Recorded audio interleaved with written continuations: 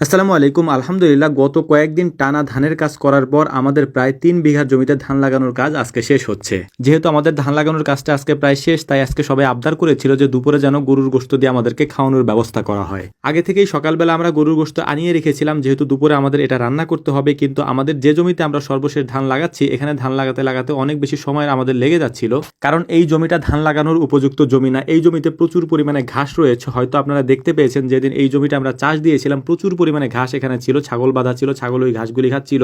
এত ঘাস থাকার পরেও জমিটাকে আমরা চাষ দিয়েছি এবং চাষ দেওয়ার সময় অনেক কষ্ট করতে হয়েছে, বারবার মেশিন বন্ধ হয়ে যাচ্ছিল, কিন্তু তারপরেও আমরা চাষ দিয়েছি। এর কারণ হচ্ছে এই জমিটাতে যদি আমরা ধান না লাগাই তাহলে এই জমিটা এভাবে হয়তো পতিত অবস্থায় থেকে যাবে। পতিত না রাখার জন্যই মূলত আমরা ধান লাগিয়ে রাখতেছিলাম, যাতে করে যতটুকু পাই অন্তত ঘর তো আমাদের হবে। আমাদের এখানে যতগুলি জমিতে ধান লাগানো হয়েছে, এর পাশাপাশি এই সব জমিতে কিছু জায়গা আছে যে জায়গাগুলিতে ধান লাগানোর উপযুক্ত ছিল না, ওই জায়গাগুলিতেও আমরা ধান চাষ করে দিয়েছি, অর্থাৎ ধান চাষ করে তারপর ধান লাগিয়ে দিয়েছি।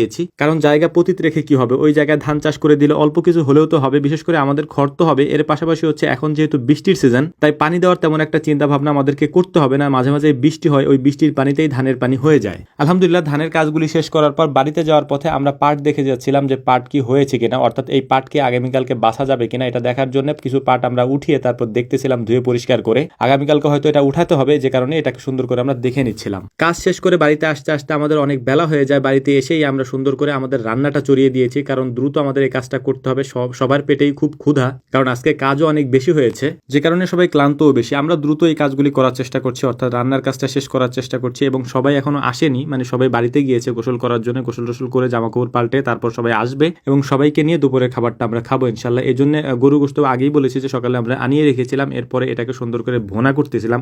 সবাই আমাকে বলে গিয়েছে গোশত রান্না করার সময় ঝোল যেন কম থাকে, এর পরিবর্তে আমাদেরকে ডালের ব্যবস্থা করে দিতে। তো আমরা সেটাই করার চেষ্টা করছিলাম। আলহামদুলিল্লাহ দেখতে দেখতে আমাদের রান্নাটাও প্রায় শেষের দিকে। আমরা রান্নাটা শেষ করে তারপর হচ্ছে যে খাবার পরিবেশন করার চেষ্টা করব। অনেকের হয়তো প্রশ্ন জাগতে পারে মনে যে এই রান্নাগুলি আমরা কেন করি, আমাদেরকে বাড়ি থেকে কি রান্না করে দেয় না। আমি আগেও বলেছি, হয়তো অনেকে জানেন যে আমাদের পরিবারের লোকজন কম। এর পাশাপাশি হচ্ছে যে এই রান্নাগুলি অনেক মানুষের হয়, যেহেতু আমরা 8-10 জন একসাথে খাওয়া দাওয়া করি, তাই অনেক মানুষের রান্না বাড়ি থেকে করতে গেলে একটু প্রেশার পড়ে যায়। যেহেতু আমাদের বাড়ির রান্নাও করতে হয়, এর পাশাপাশি যদি এই রান্নাগুলো আমরা বাড়ির মধ্যে চাপিয়ে দিই তাহলে একটু কষ্ট হয়ে যায়। যেহেতু আমরা রান্না করতে পারি আলহামদুলিল্লাহ, আমরা নিজেরাই রান্না করে নিজেরাই খাই আলহামদুলিল্লাহ। আর আমরা যেহেতু 8-10 জন মানুষ একসাথে থাকি, যে কারণে হচ্ছে এটা করতে আমাদের তেমন বেশি সময়েরও প্রয়োজন হয় না। অল্প সময়ের মধ্যে আমরা সবাই হাতে হাতে এই কাজগুলি করেও ফেলতে পারি। আমাদের মাংস রান্না শেষ হওয়ার পর কয়েকটা বেগুন ওরা ছিঁড়ে নিয়ে এসেছিল, ওই বেগুনগুলিকে আমরা হচ্ছে যে রান্না করা যে আগুন ছিল ওটার মধ্যে পুড়তে দিয়েছি এবং পোড়ার হয়ে গেলে এটাকে দেখতেছিলাম যে এটাকে ভর্তা করা যায় কিনা। তো দেখলাম যে আলহামদুলিল্লাহ ভালো মতো পুড়েছে কয়েকটা, এবং সেগুলোকে আমরা ভর্তা করার চেষ্টা করছিলাম। সবার পেটেই অনেক ক্ষুধা, কারণ আমরা অনেক বেলা করে কাজ থেকে এসেছি এবং আসার পরে এই কাজগুলি করতে একটু কষ্ট হয়, যে কারণে হচ্ছে যে মানে কেউ আর অপেক্ষা করে না, যার যার খাওয়া দাওয়া শেষে তাড়াতাড়ি শেষ করে ফেলে। তো যাই হোক, ভিডিও শেষে খুবই গুরুত্বপূর্ণ একটা তথ্য আপনাদেরকে দিয়ে দিই। তথ্যটি হচ্ছে আমরা কখনো কারোর সাথে মেসেজে কথা বলি না, অর্থাৎ বিসমিল্লাহ এগ্রোতে কখনো আপনি যদি মেসেজ দেন তাহলে আমাদেরকে পাবেন না। আমাদেরকে সরাসরি রাত 9টা থেকে 10টা কল দিতে পারবেন, কল দিয়ে আমাদের সাথে কথা বলতে পারবেন।